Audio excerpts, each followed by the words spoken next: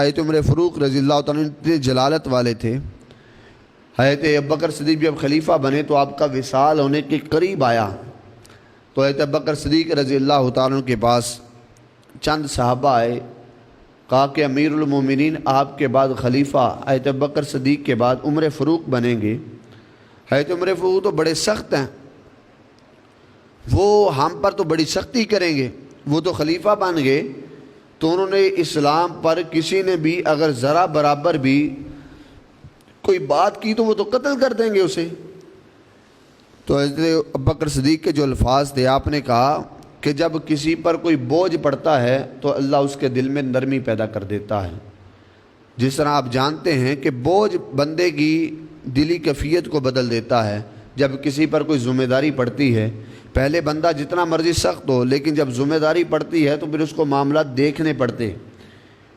بندہ جب شادی شدہ نہیں ہوتا تو بڑا سخت ہوتا ہے، جب شادی ہو جاتی ہے تو پھر معاملات کو دیکھنا پڑتا ہے، کیونکہ بوجھ پڑ چکا ہے۔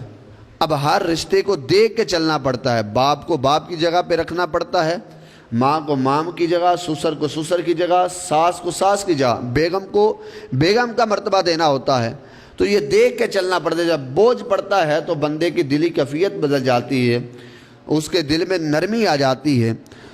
آپ کے الفاظ سے پھر دنیا نے دیکھا کہ اب حضرت عمر فاروق خلیفہ بنے تو دنیا نے دیکھا کہ آپ کے بوجھ، آپ کی نرمی کا یہ عالم تھا کہ رات کو آپ اٹھ کر گشت کیا کرتے تھے، اور گشت ایسا کیا کرتے تھے، طریق گواہ ہے، ایک گھر بھی رات کو بھوکا نہیں سوتا تھا۔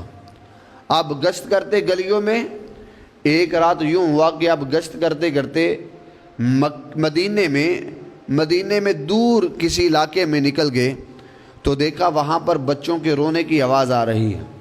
آپ نے کان لگا کر سنا تو وہ عورت اپنے بچوں کو تسلی دے کر سلا رہی ہے کہ ہنڈیا پک رہی ہے، تم سو جاؤ۔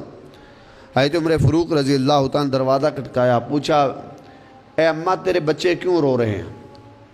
کہا کہ 3 دن سے ہمارے گھر میں فاقہ ہے، کوئی چیز کھانے پینے کے لیے نہیں ہے، میں نے چولہے پہ پتھر رکھے ہوئے پانی میں ڈال کر، اور پتھر نرم کیسے ہوں گے یہ تم بھی جانتے ہو، یہ بچوں کی تسلی کے لیے میں نے ہنڈیا رکھی ہے چولہے پہ تاکہ بچے جو ہیں بلک بلک کر انہیں تسلی ہو جائے، وہ روتے روتے سو جائیں۔ لیکن آج تیسرا دن ہے، بچے بھوک کتنی برداشت کریں گے، لیکن آج بھوک کی انتہا ہے۔ حضرت عمر فاروق نے اب یہ جملے سنے تو اب بیت المال میں چلے گئے۔ جب بیت المال میں گئے تو آپ نے اپنے کاندھوں پہ بیت المال میں سے بوری اٹھائی آٹے کی، ساتھ کچھ ساز و سامان لیا، گھی لیا، لے کر نکلنے لگے تو آپ کا غلام جو بیت المال کی حفاظت کے لیے تھا، اس نے کہا کہ حضور یہ سامان مجھے دے دیں، میں اپنے کندھوں پہ اٹھا لیتا ہوں۔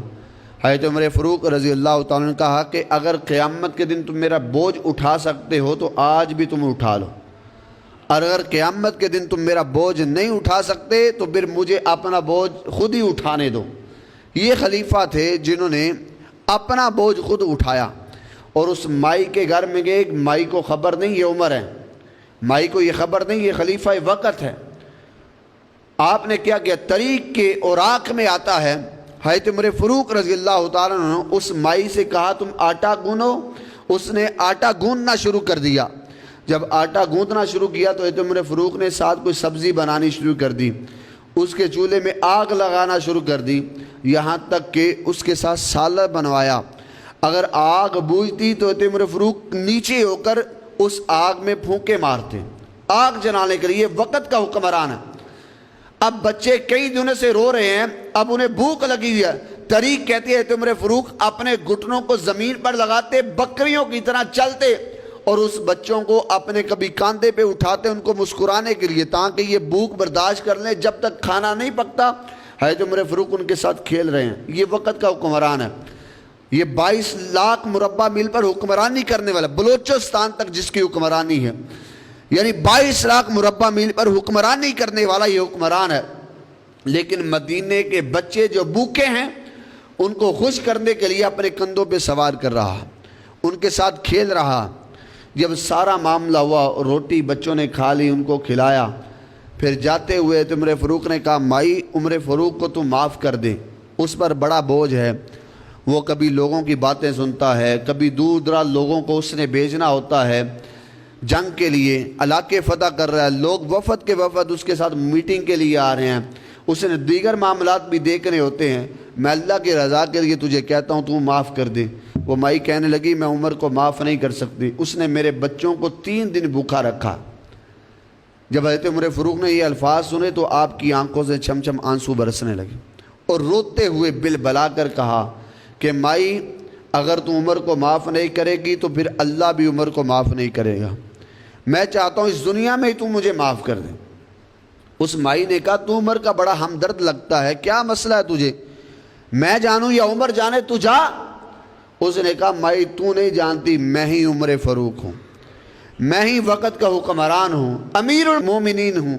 اس مائی نے کہا اگر تو امیر المومنین ہے، تو نے میری اتنی ہمدردی کیا، جا میں تجھے معاف کرتی ہوں۔